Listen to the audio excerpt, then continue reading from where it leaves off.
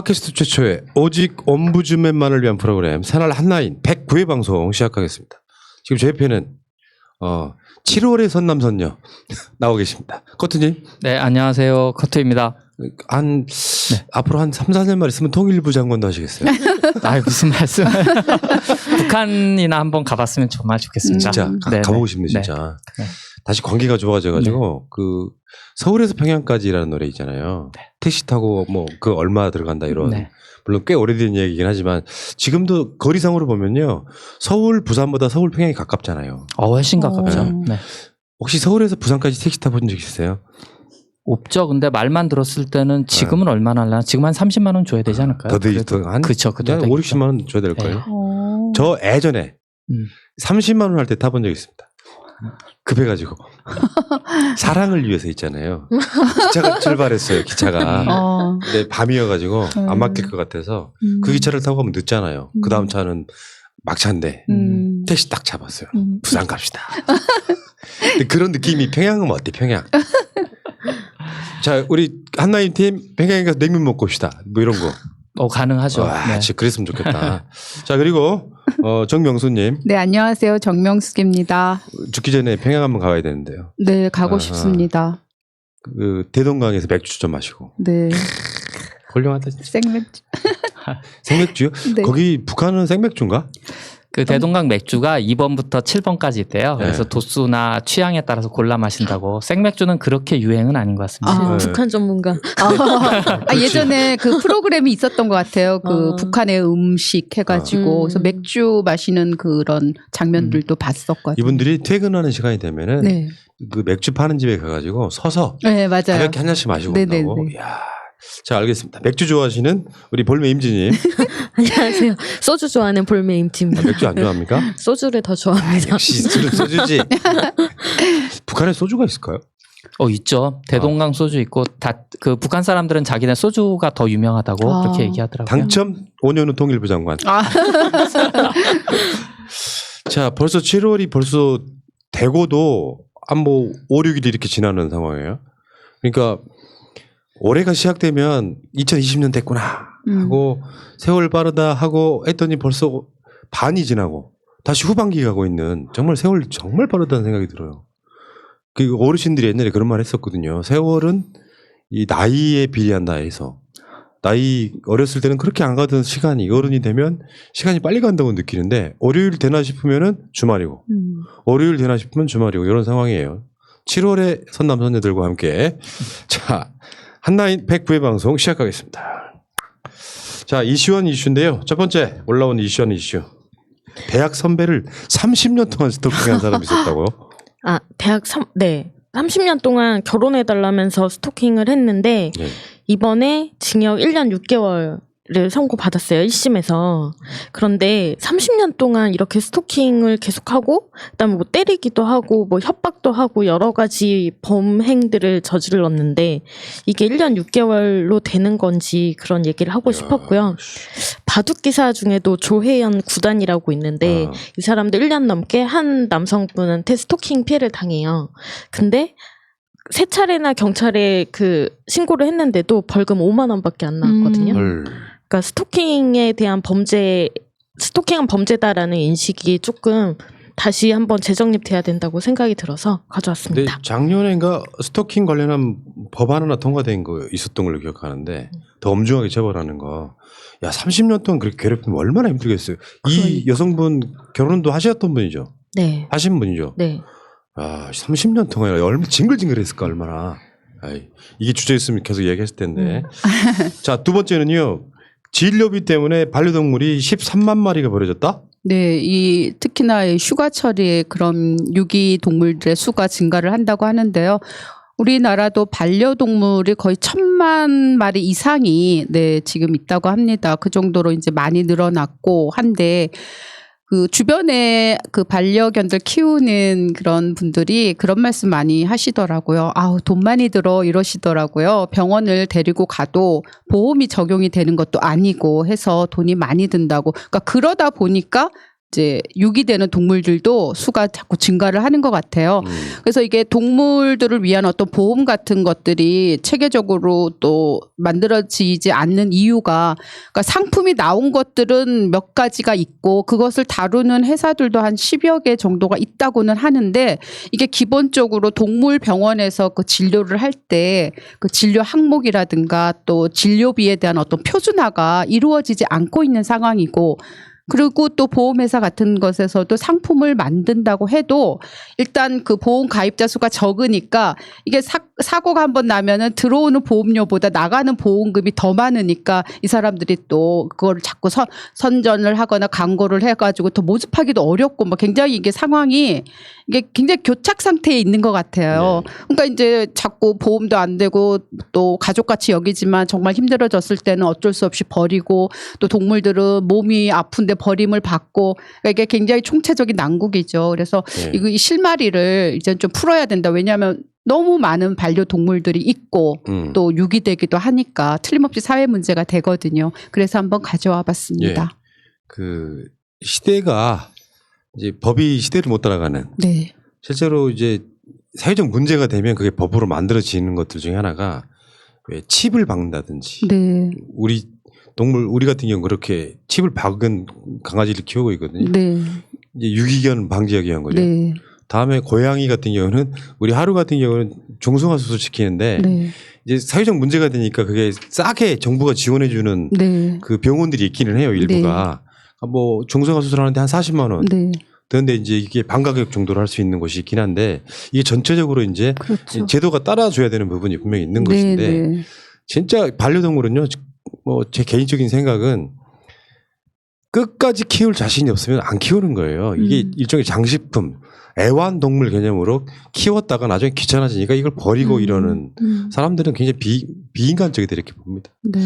자, 그 이야기는 뭐 오늘 주제가 아니고. 네. 자, 오늘 선정된 주제는 2년째 수레로 배달하는 이 아파트 단지에 차량은 못 들어와. 그러니까 이제 소위 말하면 구루마를 선수레를 끌고 배달해야 되는 이 문제.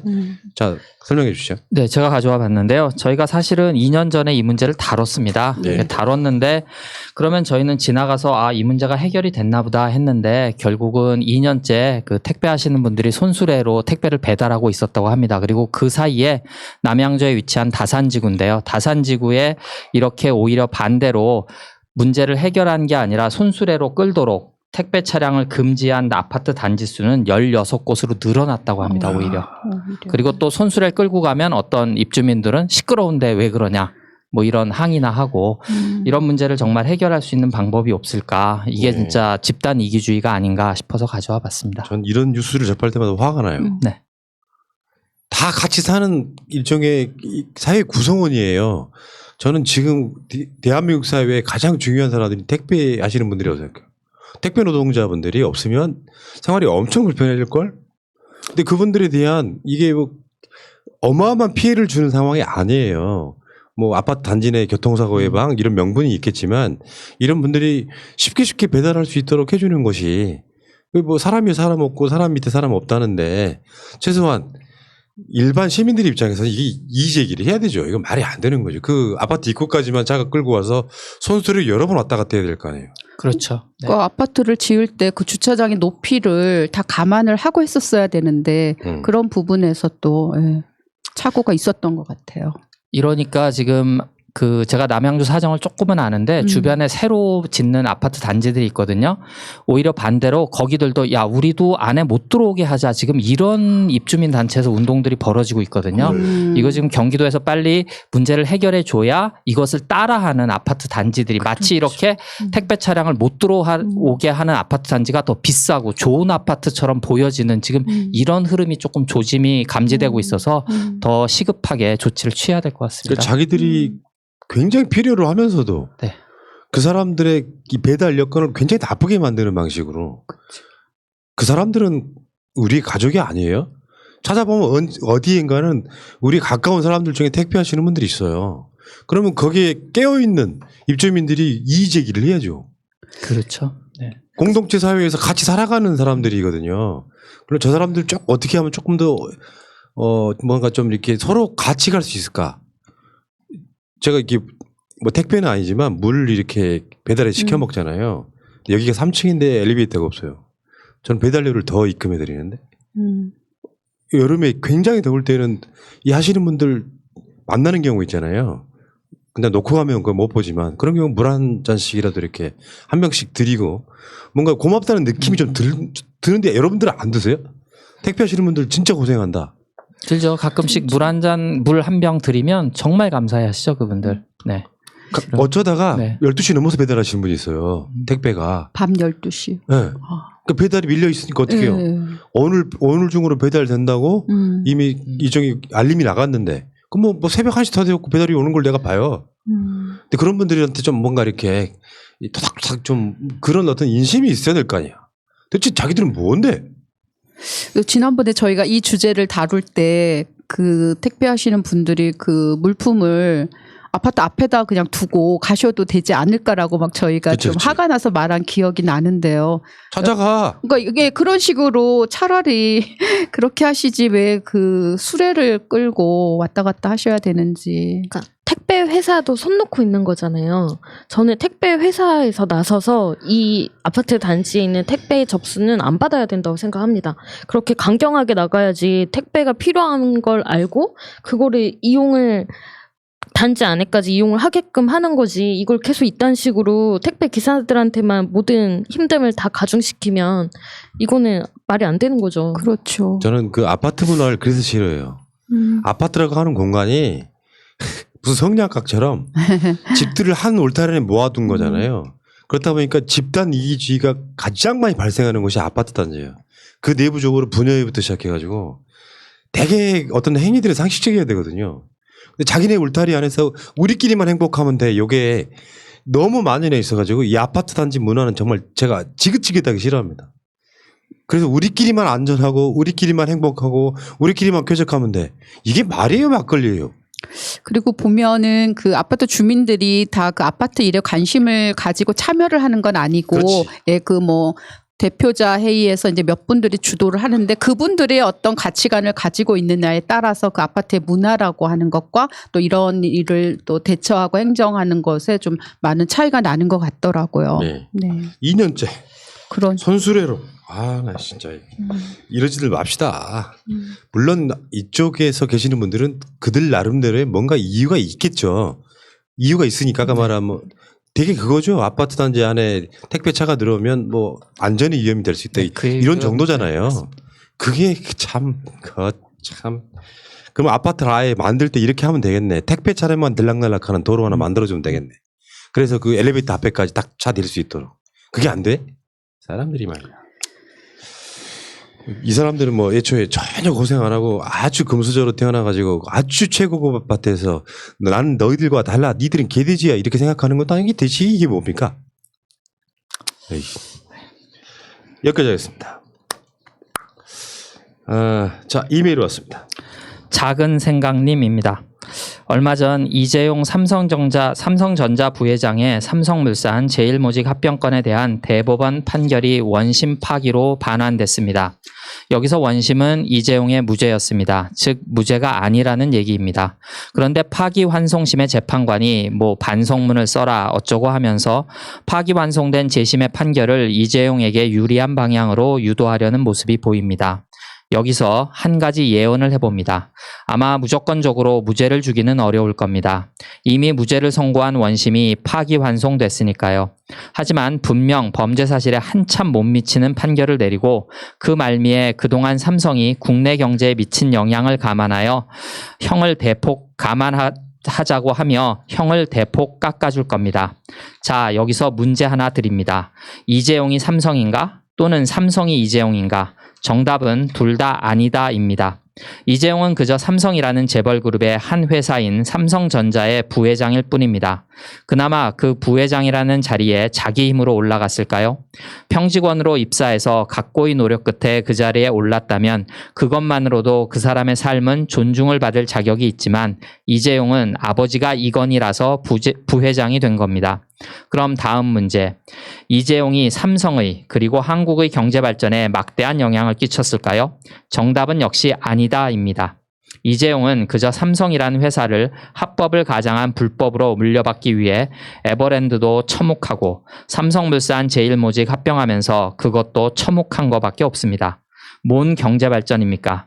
이건희한테 60억 정도 물려받아서 양도세로 한 20억 겨우 내고 40억 갖고 몇 년 만에 8조 혹은 9조까지 재산을 늘리는 게 말이 됩니까? 자기가 무슨 투자의 귀재도 아니고 워렌 버핏도 그렇게는 못할 겁니다. 그렇다고 남들이 도저히 생각도 못할 걸 만들어냈다거나 한 것도 아니고. 근데 여기서는 그게 중요한 게 아닙니다. 우리나라에서 경제사범은 특히 재벌들에 대한 판결은 말미에 꼭 이런 말이 들어갑니다. 그동안 경제발전에 기여한 점을 참작하여 어쩌고 저쩌고 그러면서 집행유예, 그러면서 감형. 여기서 문제 하나 더. 대한민국의 경제발전에 막대한 기여를 한 사람은 과연 그저 아버지가 물려주는 그나마도 불법으로 물려준 재산으로 지금은 내가 회장임네 하고 목에 힘주는 재벌그룹의 회장일까? 아니면 20대 중반 혹은 30대 초반에 취업해서 몇십 년을 꾸준하게 일을 해온 평범한 사람일까요? 예를 들어 그렇게 꾸준하게 일을 했던 50대 후반의 국민이 이제 정년퇴직 또는 명예퇴직을 한 후에 마트를 하나 하려고 하는데 자본금이 좀 부족해서 은행에서 대출을 받았습니다. 그런데 앞불싸 코로나 때문에 장사가 안 돼서 끝내 문을 닫고 말았습니다.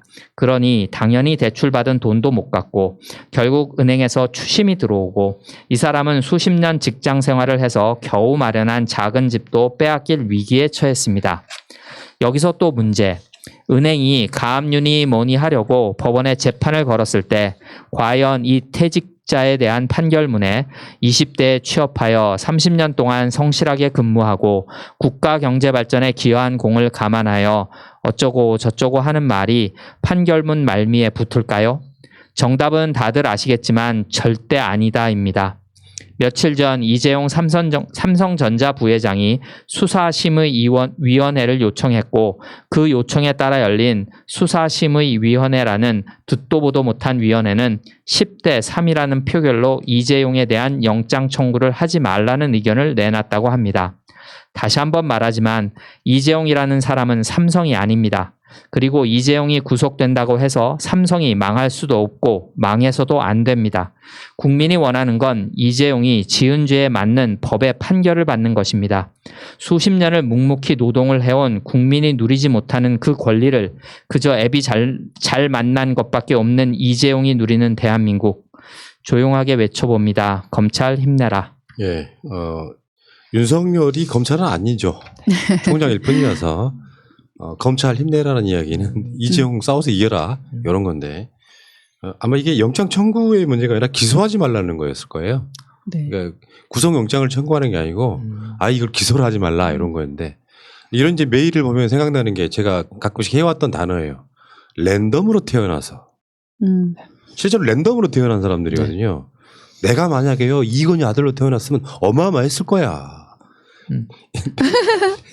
그러니까 이재용처럼 나쁜 놈 된다는 소리가 아니라 이 마인드를 그대로 갖고 있는 사람이 이건희 아들로 태어나기 힘들겠지만 태어나다면 완전히 달라졌을 수도 있다고 생각해요. 어떤 개념 자체 기업을 운영하는데 쟤는 랜덤으로 태어났지만 정말 어떻게 저렇게 삼성에서 저렇게 괜찮은 놈이 나왔을까 싶을 정도의 막 노동자 우대하고 이 마인드를 갖고 하면 훨씬 좋은 기업 되거든요. 근데 어떤 마인드 때문에 그게 안 되는 줄 아세요? 원래 그 사람들은 선민의식 때문에 쉽게 표현하면 개돼지들은 잘해주면 안 된다라는 논리를 갖고 있는 거예요. 그러니까 이게 억압으로만 근데 시대가 바뀌었단 말이에요. 정말 가끔씩 왜 LG 최근에 이제 물려받은 구광모 회장이나 오뚜기나 이런 이야기를 들어보면 그런 게 있잖아요. 실제로 그런 사람들은 이 자기 소비자나 직원들에 대한 나름대로의 그 마인드가 있어 보이잖아요. 그럼 존경받는 거거든요. 영화 같은 데 보면은 어마어마한 힘을 가진 사람이 윗사람이 아랫사람 막 사람 취급 안 하고 그럴 때 되게 많죠. 그럼 그게 권력처럼 보이는데 그건 모자란 생각이에요. 그럼 필연적으로 그 사람은 이 사람이 권력이나 돈이 있을 때는 고개를 조아리지만 그게 없어지면 바로 적이 되는 거예요. 그러니까 어떻게 만났든 아랫사람은 아랫사람이 아니고 동료라고 생각이 들면 그렇게 함부로 못 대하거든요. 근데 이 마인드 갖고 있는 재벌이나 돈 많은 사람 권력자들이 되게 많죠. 그래서 정치인들 중에 갑질하는 국회의원들도 다 그런 맥락이 있다고 보시면 되죠. 아랫사람이란 없어요. 같이 일하는 동료일 뿐이고 직급이 낮을 뿐이죠. 랜덤으로 태어난 것들이 꼭 지랄 연명을 하고 실제로 그렇잖아요. 네. 랜덤으로 태어나 자기가 뭐 한 건 없어. 아버지가 유학 보내줘서 공부하고 한 거밖에 없어. 근데 아무리 개차반이라도 아버지 물려받아야 돼. 이게 말이 됩니까 이게? 저는 궁극적으로 삼성 같은데 이런 재벌들이 2세 3세가 물려받는 게 아니고요. 전문 CEO가 갖고 이 사람들은 지분만 갖고 있으면 돼요. 지분만. 근데 그 지분 늘리는 게 불법이었잖아요. 아까 말한 몇십억 가지고 몇 조로 뻥 튀기는 그 신기로운 기술. 상장되지 않은 주식을 엄청 갖고 있다가 네. 이 주식의 가격을 나중에 자기 편법을 써가지고 높이는 방식으로. 그러니까 상속세를 안 물고 이게 지금 그 삼성의 지분을 차지하게 되는. 사실 삼성 일가 갖고 있는 삼성 지분 전체 통 틀면 1.5%인가 2%인가 정도밖에 안 돼요. 그렇죠. 그 지분으로 삼성 전체를 지배하는 거예요. 말이 됩니까 이게? 자 메일 계속 가겠습니다. 네, 마틴 오씨 권님입니다. 푸른 나무님, 요즘 한국에서 벌어지고 있는 여러 가지 모순된 현상들로 인해 속이 터져갈 것 같은 모습을 보이는 푸나님을 보고 있자니 저 또한 속이 터질 것만 같아 한자 적어봅니다. 요즘 검찰, 법원 그리고 언론들이 합작해서 이재용 개인을 구하기 위해 국민들을 향해 펼치고 있는 더러운 술책과 농간들에 대해 한마디 말해볼까 합니다. 특징들을 몇 가지로 요약해보죠. 첫째, 이들은 이재용의 명백한 범죄 사실을 매우 어렵고 복잡하게 만들려 애쓰고 있습니다. 즉 단순하고 명백한 진실을 호도하여 국민들의 판단 내지 여론이 그로부터 벗어나게 함으로써 자신들의 대먹지 않은 논리가 정당화되어질 수 있도록 진실을 왜곡 포장하려는 술책을 쓰고 있습니다. 이것을 다른 말로 표현하면 한국의 언론과 기득권 세력들은 아직도 국민들을 하찮은 존재들로 생각하고 있다는 얘기입니다. 선진국처럼 높은 판단력을 가진 국민들 앞에서는 도저히 통하지 않을 얍삽한 전법과 술책들이 아직도 한국 사회에서는 통한다는 사실이 참으로 슬프고 안타까운 그런 대한민국의 현실이 아닐 수 없습니다. 이렇게 못하도록 시민들이 더욱 분발하고 더 깨어 있어야 합니다. 많이들 깨어 있다고 자평하고 있지만 밖에서 볼 때는 아직입니다. 미국 같으면 징역 100년에다 페널티 수십억조 아니 기업 폐쇄 형량까지 받을 수 있는 수조 원의 주가 조작과 회계 사기 그리고 뇌물 횡령 등 현대 경제 사회에서 최악의 죄를 범해놓고도 아무 죄도 아닌 것처럼 만들려고 수사심의회인지 뭔지 하는 이상한 기구를 만들어 오히려 그동안 날았던 수백억을 들여 수사해온 것들에 대해서 잘못되었으니 수사를 중단하라까지 하는 작태들로 국민들의 판단 의식을 흐리게 하려는 소위 배운 자들의 속셈을 보고 있자니 한마디로 한국은 아직 엄청 후진국이요. 국민들은 먹고는 살지만 아직은 엄청 바보들이구나 하는 그런 생각이 듭니다. 그렇지 않다면 어디 일개 기업이 한나라의 모든 법질서도 무시하고 모든 국민들을 업신여기고 더구나 한나라의 모든 언론들이 말도 안 되는 일개 기업의 장난질에 엎드려서 황송해하면서 설설 기고 있습니까? 이와 같은 황당한 사건이 21세기 대명천지에 행해지고 있는데 소위 세계 10대 경제 대국이라고 자칭하는 당신들 나라에서 엄연히 자행되고 있는데 그래도 세계 10대니 뭐니 하면서 자만하고만 있을 겁니까? 바깥 세상의 많은 지식인들은 사실 지금의 삼성 사태를 보면서 역시 한국은 한계가 있는 나라야라고 생각들을 할 것입니다. 이처럼 되지도 않는 논리 그리고 이에 따른 꼼수 내지 변명이 그저 어물쩡 정당화되어 심판받아 죗값을 치러야만 할 자가 죄가 없이 그냥 사회에서 고개를 쳐들고 다닌다면 이러한 현상으로 인해 치러야 할 사회적인 총 손실은 엄청날 것입니다. 즉 국민 개개인들의 준법 정신은 해이해질 것이고 미래 세대들의 인생 철학과는 변명과 꼼수로 점철될 것입니다. 이러한 미래 징표는 앞으로 대한민국은 영원한 후진국으로 남을 수 있다는 의미가 될 것입니다. 사리사욕을 채우기 위해 행해진 한 개인의 범죄 행위를 용서해주는 아니 오히려 영웅시하는 작태로 말미암아 한나라의 성격이 통째 부정적으로 규정되어질 수 있다라는 엄중한 사실을 한국인들은 진정 감지하고 있는지 의심이 갑니다. 이와 같은 기이한 현상이 지금은 아무것도 아닌 것처럼 보일지 모르겠지만 장기적으로는 매우 위험한 소리 없이 심각한 사회적 중병으로 자리 잡을 것입니다. 즉 개인은 물론 사회와 국가마저 서서히 병들어 망해갈 수 있게 만드는 암적 현상이라 할 수 있겠습니다. 이러한 엄청난 사실도 모른 채 삼성이 없으면 한국 경제가 망할 것처럼 호도하면서 그 대가로 몇 푼씩 동량받아 챙기는 소위 한국 사회에서 엘리트 계급이랍시고 날뛰고 있는 판검사 내지 교수 그리고 기레기 나부레기들이 득실거리는 그런 사회에서 여러분은 어떻게 그렇게 잘들 살고 계시는지 그저 경이롭기만 합니다. 뿌리 깊은 이씨 일가의 악질적인 범죄 행위 종식을 위해 정부와 사법기관이 나설 수 없다면 국민들이 나서십시오. 삼성 문제는 검찰 언론 문제보다 훨씬 중요한 문제로 인식하셔야 됩니다. 다시 한번 말씀드립니다. 삼성 문제의 미해결은 한국 사회가 진정 선진 단계로 나아가는 데 있어서 실질적 방해 요소가 되는 것은 물론 조용하게 그리고 길게 한국민들의 의식세계를 황폐화시켜서 결국엔 나라를 망하게 할 것이라는 사실을 말입니다. 나라가 망하기 전에 삼성 아니 이씨 일가를 삼성으로부터 분리시켜 놓으십시오. 그들은 근본적으로 그들 몸속에 부정, 불법과 공작 그리고 꼼수와 변명의 DNA가 내재되어 있는 가문입니다. 진정 삼성이라는 기업을 사랑하고 아끼신다면 그리고 자부심을 가지신다면 이씨 일가의 개인들이 행한 죄에 대해 정당한 죄값을 받게 국민들이 나서십시오. 이 길만이 자랑스러운 우리 기업 삼성을 살리는 길입니다. 그리고 이 길만이 자신도 모르게 무의식적으로 변명과 거짓 그리고 그것을 통해 자신의 무력만을 채워나가는 천득이가 되어가는 여러분 개개인의 존재를 구해내는 유일한 길일 것입니다. 다시 한번 위대한 대한 국민들의 함성을 기대해 봅니다. 마지막으로 푸나님의 건승을 빕니다. MK from 뉴욕 시티. 예, 마틴 권님이 뉴욕에서 네. 오랜만에 편지 보내셨는데 영화 베테랑이라고 있습니다. 거기 나오는 유아인이 이재용의 모델이다 이렇게 이야기하시는 분들이 있어요. 사실인지 아닌지 몰라. 내가 이재용을 모르니까. 근데 이 마틴 권님의 글에는 조금 불편한 게 느껴지지 않으세요? 왜 불편하냐면 대한민국에도 이재용과 삼성의 이 짓거리를 욕하는 국민들이 반 이상이에요. 그러니까 이게 이제 한 모듬으로 이렇게 느껴지는 것. 사실은 우리 같은 사람들은 이재용의 죄값을 받아야 된다고 주장하시는 국민이 저는 반을 넘는다고 생각하는데 미처 이게 어떤 시스템과 이런 것들이 못 따라가는 상황이라고 보시면 우리는 그걸 이겨낼 수 있을 거라고 봐요. 그냥 되게 단순한 거야. 권선징악이죠 뭐. 죄를 지었으면 죄값을 받고 그게 누구라도 예외가 없어야 어떤 국민들도 법을 지키려고 합니다.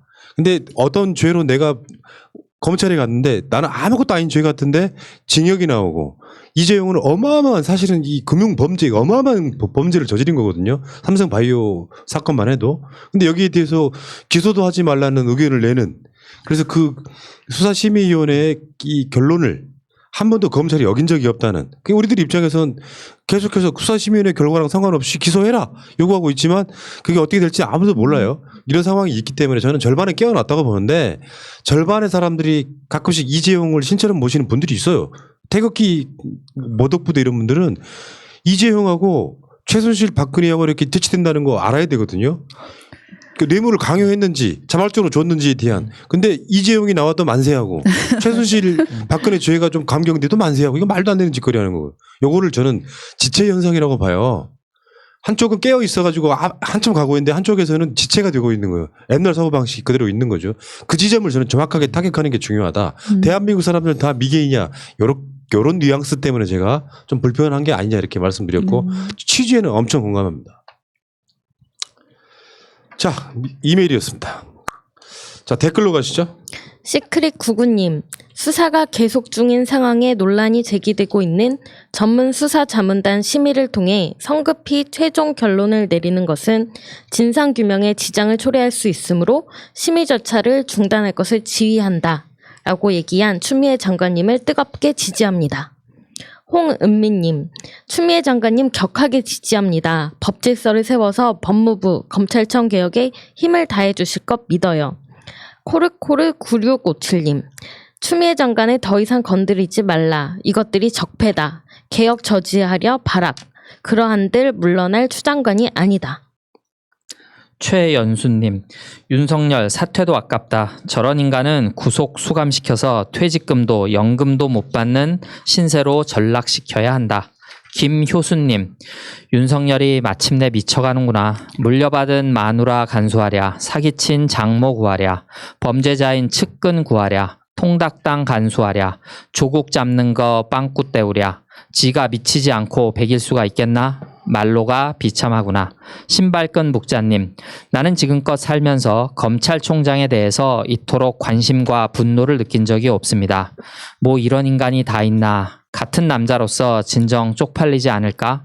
자신의 장모권은 눈 돌리고 말도 안 되는 수사에 세금을 낭비하고 덕분에 이재용 범죄자가 살아나려 하고 측근은 온갖 편법으로 비호하고 어떻게 저런 게 검찰총장이라는 막중한 자리에서 얼굴 쳐들고 밥 먹고 사는지 정말 나 같은 서민의 상식으로는 도저히 이해가 안 됩니다. 많이 배우고 권력을 가지면 뭐합니까? 저렇게 인생을 부끄럽게 사는데 촉은 목피하더라도 저런 인생을 살고 싶지는 않습니다. 문어발님, 현 세태를 예리하게 지적하셨네요. 건전한 상식을 가진 사람이라면 공감되고 분노가 치밀지만 어디 그자들 국민을 국민으로 보는 개돼지입니까? 자기들이 개돼지급이니까 국민을 제대로 못 보는 거죠.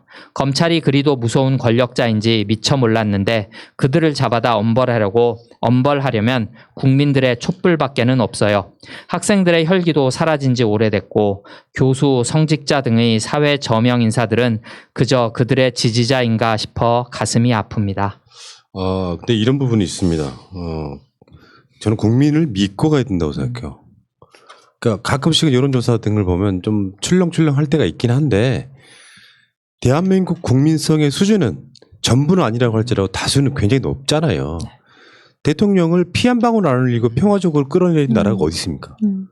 이미 저는 선진국형이 됐다고 보고 코로나 방역도 정부가 잘하는 거 반, 국민들이 잘 따라주는 거 반이 있거든요. 굉장히 선진국형 의식이 있는데 여기에 학생들이 혈기도 사라졌고 뭐 교수 성직자들의 사회 저명 인사들은 그들의 지지자인가 싶어 가슴이 아프다. 이런 이야기는 일부의 이야기를 이제 부정적으로 보면 세상이 좋게 보일 리가 있겠어요?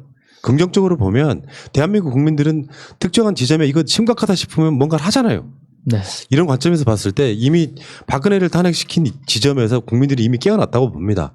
그러니까 아무리 별짓을 다 해도 여론조사해 보면 기성 언론들의 보도와 배치된 여론조사 결과가 꽤 나오지 않습니까? 근데 국민 믿고 가야 된다. 긍정적 마인드를 가져야 된다. 저는 이렇게 생각합니다.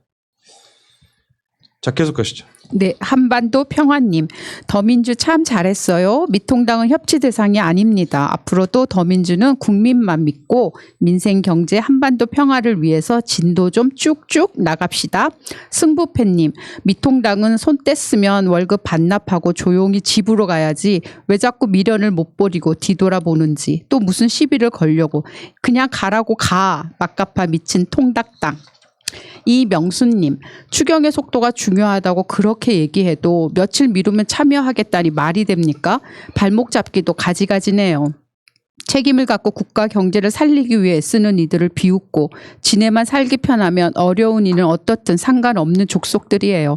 정말 징글징글합니다. 박종님, 민주당은 국민의 명령에 따르십시오. 검언 반동 세력의 저항과 미통당들의 발목 잡기에 전혀 미동하지 말고 검찰 언론 개혁의 무소의 뿔처럼 나아가야 합니다. 민주당 추미애 파이팅. 김상영님, 국민의 대표라는 국회의원이 타인의 아픔에 이렇게 공감하지 못해서 어떡하지? 진짜 욕 나온다. 진짜 욕 나온다. 어떻게 그런 말을. 정상숙님, 주호영뿐만이 아니고 핑크당 사고방식이 그런 겁니다. 인간들이 아닌 집단에서 이런 개 같은 말이 나오는 것은 이젠 이상하지도 않고 당연한 겁니다. 열받지 맙시다. 토착 외구들의 개 같은 망언에 우리가 열받고 받아주고 이슈화시키면 저들의 작전에 넘어가는 겁니다. 그냥 개무시하고 우리 참시민의 길, 깨어있는 시민의 길, 민주당과 함께 가면 됩니다. 주호영의 세월호처럼 침몰할 것이다. 이 발언에 대한 분노들이세요. 본인은님, 능력 없고 사상 이상한데 국회의원 짬밥 된다고 아무나 국회의장 제발 시키지 맙시다. 문희상도 그렇고 그러면 국회의원 당신들이 짬밥으로 검사장 하는 떡검이랑 뭐가 다르오. 보수 파괴님, 제발 민주당은 공천을 좀 잘해주시기 바랍니다. 조응천이 민주당에 와서 과연 당에 무슨 득이 되었는가? 무슨 토론장에 나가서 저들을 제압할 정도로 토론 능력이 있는 것도 아니고 그저 머리 숫자 하나 보태는 것 말고는 당에 아무런 도움도 안 되는 사람을, 미통당 피가 흐르는 사람을 왜 공천하는가? 답답해서 내가 한마디 한다. 여태 법무장관이 그런 발언하는 걸 본 기억이 없다고 하는데, 야 조응천, 윤석열이 하는 짓이 상식이 있는 행동이냐? 미통당 정권 때는 검찰총장이 법무장관 정무수석 지시를 잘 따라서 그런 말을 할 필요가 없지 않았어? 조응천, 은혜를 심통으로 갚지 말라. 예, 계속하겠습니다. 내 머릿속에 똥일배님, 인국공 이슈와 관련해서 개인적인 생각을 올려볼까 합니다. 저는 현장에서 기간제 교사로 일하고 있는 새날 애청자입니다. 오늘 인국공 이슈가 나오네요. 비정규직의 정규직화가 언론의 이슈가 되면 참 씁쓸한 생각이 듭니다. 왜 이렇게 되었을까 생각을 더듬어 보면 국민을 배신까지 하면서 지금의 미통당의 전신인 노태우 가랑이 사이로 들어가 결국에 대통령이 된 김영삼 씨가 아들내미 교육은 거지같이 시켜놓고 아니나 다를까 IMF로 해외 자본이 들어와 국내 경제 구조를 재벌들과 투자자들이 수익을 극대화할 수 있는 비정규직을 엄청난 규모로 양산하게 되었지요. 결국 비정규직이 바라는 것은 고용의 안정화와 자신의 파이만큼만 정당한 대우를 받기를 바랄 뿐입니다. 어려운 시험을 치고 고용된 이들과 동등한 대우를 바라는 것은 아닐 것입니다. 비정규직 문제에 IMF 이후 중산층이 무너지고 그 파이를 2%도 안 되는 이들이 더 많은 재화를 가져가게 되었습니다. 보수 경제학자들과 한국경제, 매일경제 등 기레기들은 정말 대한민국 국민 경제에는 1도 도움이 안 되는 기사를 내놓고 있을 뿐 사람들은 이러한 산업 구조에 길들여져 서로 경쟁하며 돌을 던지는 상황에 이르게 된 것 아닐까요? 인국공 비정규직의 정규직화는 고용 안정과 근무 환경 개선에 방점이 찍혀 있습니다. 사무직이나 그 외의 신규 채용과 관련하여 실질적인 악영향을 주지 않습니다. 기간제 교사 문제도 마찬가지입니다. 일부 세력이 기간제 교사를 대표하는 양 무리한 요구를 투쟁 형식으로 전개하고 있지만 4만 5천 대부분의 기간제 교사들은 고용의 안정화를 바랄 뿐입니다. 교총과 기레기들이 무책임한 기사 내용에 사람들은 눈을 감고 귀를 막고 비정규직에게 돌을 던집니다. 니네도 고시 공부해라. 니네도 스펙 쌓아라. 뒷구멍으로 들어가서 정규직 되려고 하는 파렴치한 기간제 자리는 무기계약직화되어도 현재 정규직 교사의 밥그릇을 뺏는 자리가 절대 아닙니다. 정규직 교사의 출산휴가, 육아휴직 또는 파견으로 인한 공석을 메우기 위해 운영되는 기간제 자리가 전체 90% 가까이 차지하고 있지요. 이 자리는 정규직을 아무리 많이 뽑아도 시험을 쳐서 메울 수 있는 자리가 아니라는 것입니다. 출산 장려 정책은 계속될 것이고 상대적으로 안정된 직군인 교사들은 아이를 낳고 휴직을 희망할 것인데 무조건 기간제 교사의 입을 틀어막고 시험만 치라고 해버리면 그 자리는 정규직인 선생님들이 십시일반 그 자리를 메꿔줄 수 있는 문제인지 물어보고 싶습니다. 본인들이 필요해서 생산되는 자리, 본인들은 하지 않는 자리에 대한 고용 안정화가 그렇게 도를 맞아야 할 주장입니까? 그렇게 따지면 지금 공무원, 준 공무원들 중에 시험 제대로 치고 임용, 입사한 사람들이 100% 맞습니까? 박근혜 정권 시절에 시험 제대로 안 치고 필요에 의해 고용되었던 기능직 공무원들은 지금 은근슬쩍 일반직 공무원으로 대우받고 있지 않습니까? 억대 연봉을 받는 이사들은 치열한 임용시험을 쳐서 이사직 수행하고 있는 것입니까? IMF 이전 학교 교사들은 얼마나 치열한 경쟁을 하며 임용이 되었나요? 비정규직에게 돌을 함부로 던지는 기레기들과 언론 편집장들은 얼마나 치열한 경쟁을 하며 시험을 치르고 스펙을 쌓아서 그 자리에 있는 것인가요? 사실관계를 제대로 따져서 판단하고 돌을 던지더라도 던집시다. 지금의 미통당이 엉망으로 만들어 놓은 산업구조는 우리 미래의 세대를 위해서라도 지금부터라도 제대로 다듬어 가야 하지 않겠습니까? 시험 공부로 스트레스를 받는 사람들이 함부로 돌 던지는 자리가 비정규직 자리 아닙니다. 과연 상대적 박탈감을 받는 부분이 맞는지 좀 제대로 따져보고 이야기합시다. 눈 감고 귀 감고 돌 던지는 건 조국 전 장관 내외분의 사태를 지켜보는 것으로 충분합니다. 예, 공감됩니다. 자, 계속 한번 가실까요? 네, 인천 상륙 작전님입니다. 아직 사회를 제대로 겪었다고 말하기 힘든 20대 입장에서는 개념을 갖기 힘들 수도 있다는 생각이 듭니다.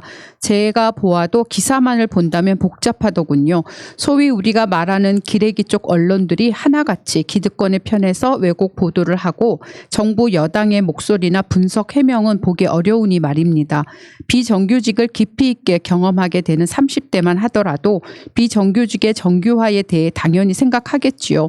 법으로 바꾸고 싶지만 20대 국회에서는 어림도 없었고 기득권의 강한 반발에 얻어맞을 수밖에 없었겠지요. 보다시피 정권보다도 기업이 더 무섭고 위에 있습니다. 방법은 더욱 홍보하고 알려서 기레기들에게 대응하고 이제는 거대 여당이 되었으니 법으로 비정규직 문제를 해결해 나아가는 것뿐이지 않나 싶습니다. 정부에서 할 수 있는 최선의 방법을 대통령께서 하신 것이죠.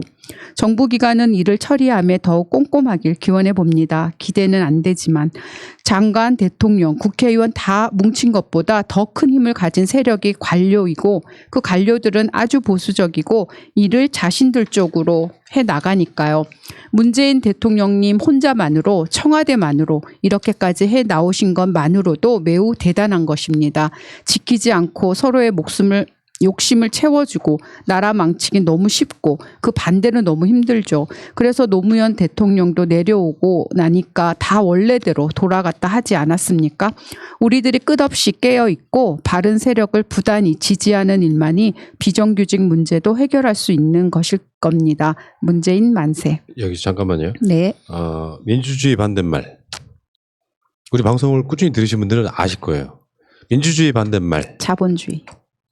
아, 예. 아니에요. 관료주의. 관료주의. 민주주의 반대말을 굳이 찾자면 관료주의다 이렇게 표현하시는 분이 있었고 이게 신비님이 늘상 공무원 하시면서 제가 느꼈던 이야기인데 되게 공감을 했어요. 관료가 대한민국의 주인인 거야. 국민이 아니고. 계속 가겠습니다. 네, 허구꿈님. 징벌적 배상제를 할 때 각 언론사의 수익 구조에 비례해서 많은 수익을 낸 언론사일수록 징벌적 배상을 높이고 적은 수익의 언론사는 그 수익에 비례한 징벌적 배상을 해보는 것은 어떨까 생각해 봤습니다. 임인숙님. 모든 문제는 기레기들로부터 시작된다. 얼굴과 이름 없는 익명은 기레기 희망소설 주인공이다. 기레기가 말하는 청년, 소상공인, 피해자, 관계자, 전문가, 핵심 인물은 모두 다 기레기 자신이다. 공감? 네. 사큰탈라님.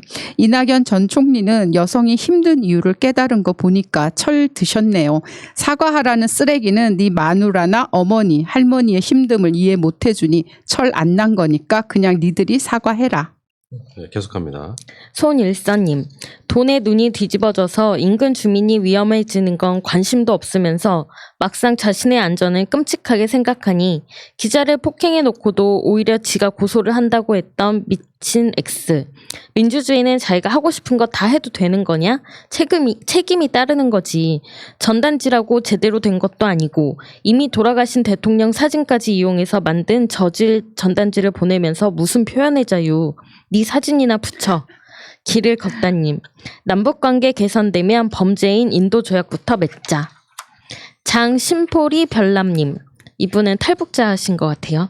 연천 쪽 북한에 내가 복무했던 독립중대가 있었는데 한 번은 새벽 4시쯤 됐는데 직일병이 중대 기상을 외쳐서 잠자고 있다가 뛰쳐나가니까 대형 풍선이 중대 앞마당 위에 둥둥 떠 있는 거예요. 중대장이 자동 보총으로 2발 쏘니까 바람이 빠지면서 떨어졌는데 물체가 대롱대롱 매달려 있어서 그게 뭔가 하고 막사 안으로 들어와서 풀어헤치니 삐라하고 화장품, 스타킹, 사탕, 과자 등등. 뭐 바로 사단 지휘부가 직속이었으니 신고하고 불태웠죠. 그때는 국군들이 대북 삐라 날릴 때였는데 내가 여기 와서 대북 삐라 물자에 부탁했던 것은 먹을 건 넣지 마라, 안 먹는다. 대신 세수비누를 넣되 향이 없는 거로 좀 넣어서 보내라고 했는데 그대로 했는지는 저도 모르겠습니다. 비누는 주워다 썼는데 향이 너무 진해서 못 썼어요. 향이 얼마나 좋던지. 레아리나님, 내 딸이 보고 싶다. 남과 북은 내 조국이다. 라고 말할 수 있는 대한민국이 참 좋습니다. 이 어렵고도 쉬운 말을 참으로 모진 세월, 된설이 풍파 맞으며 어렵게 키워왔습니다. 알곡 같은 민주주의만 쏙 빼먹고 온갖 분열을 일으키는 자들 때문에 몹시 화가 납니다. 그러나 두 분 계셔서 몹시 기쁘기도 합니다. 예, 오빠 갓나스타일 그 네. 보신 분의 댓글인데 어떠세요? 그것은 이런 댓글 보면 보람 느끼시죠? 네, 되게 감사하죠. 처음에는 되게 조심스러웠는데 다행히 댓글 게시판들이 좀 이해해 주신 분들이 많아서 정말 감사드리고 있습니다. 예. 자, 그 외에 박봉경님, 김경성님, 버드스카이님, 이정희님, 시내36님, 내 사랑 밤민키님, 위계몽다님, 달빛 방랑가님 등의 댓글은 시간 관계상 생략하고요. 감사드린다는 말씀드리고, 자, 오직 공감분 시간입니다. 저희 어머님은 70대이십니다. 저희 신랑 포함 아들이 셋인데 30대 아들이 있어도 샤워 후 알몸으로 그대로 나오십니다. 처음에 엄청 놀라서 신랑한테 조심스레 물어보니 신랑이랑 도련님들 어릴 때 사춘기 때에도 항상 그러셔서 익숙하다고 합니다. 저만 이상하다고 느끼나요? 이런 게 컬처 쇼크인가 봐요. 또 소변 보실 때 문 열고 보시는 건 당연하고 제가 화장실에서 손을 씻고 있거나 세탁을 하고 있어도 들어오셔서 옆에서 소변을 보세요. 신랑한테 물어보니 신랑이나 도련님 샤워 중에도 들어오셔서 소변이나 대변을 보신다고 합니다. 현재도요. 이거 제가 해결할 수 없는 부분이겠죠? 이해해야 하는 건가요? 반면에 저희 친정 식구들은 그런 부분이 일절 없습니다. 샤워 후 화장실에서 옷 다 입고 나옵니다. 소변 볼 때도 당연히 문 닫고 보고요. 어머님은 매사에 본인이 성격이 좋아서 그런다고 말씀하시는 편이며 자기 몸을 아들들이 보고 자라서 사춘기 없이 잘 컸다고 하십니다. 저 지금 임신 중인데 나중에 저희 아가 앞에서도 저러실까봐 좀 걱정돼요. 성교육상 좋은 건지 나쁜 건지도 잘 모르겠고요. 친구들이나 친정 부모님께는 말할 수 없어서 여러분들께 고민 털어놓습니다. 일단 이 시어머니가 이상하신 거 아니에요? 그러니까. 이런 집도 있네요.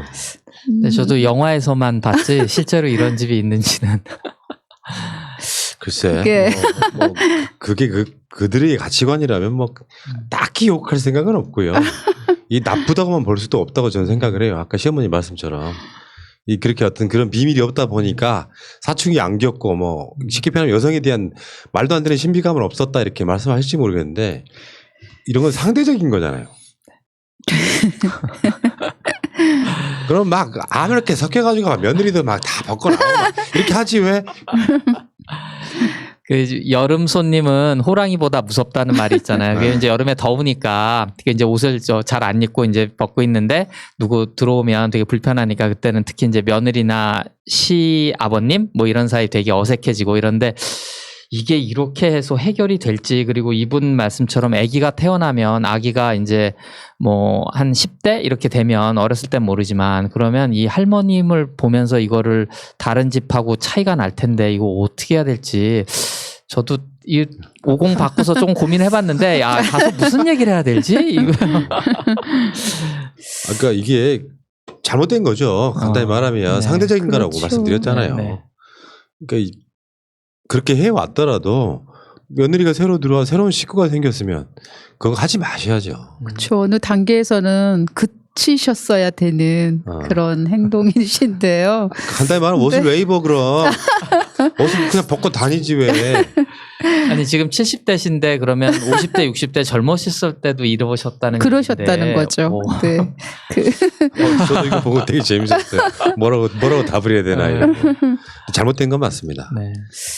이게 본인들끼리도 내가 보기엔 그렇게 좋은 방식이다 아니다 이렇게 설명이 좀 그렇긴 하지만 요게 이제 다른 외부의 어떤 가족이 생겼다고 하면 조심하고 지켜줘야죠. 그 불편함, 그 황당함을 어떻게 해?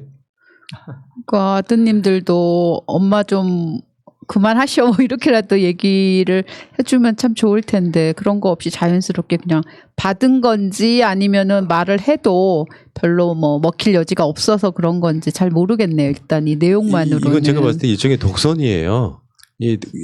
얘들 뭐 그렇게 컸고 뭐 가족끼리 뭐 어떠냐 얘기하시는 건데 이건 독선이라고 봅니다. 그러니까 이게 자기만의 생각으로요. 다른 사람들한테 이것이 맞아라고 강요하는 거예요. 당연히 내가 보통의 그런 상황이었다고 하면 우리 식구들끼리는 그렇게 할 수 있다고 쳐. 근데 거기에 새로운 식구가 하나 들어왔으면 거기에 맞춰주는 게 맞죠. 당하는 사람 얼마나 황당하겠어요.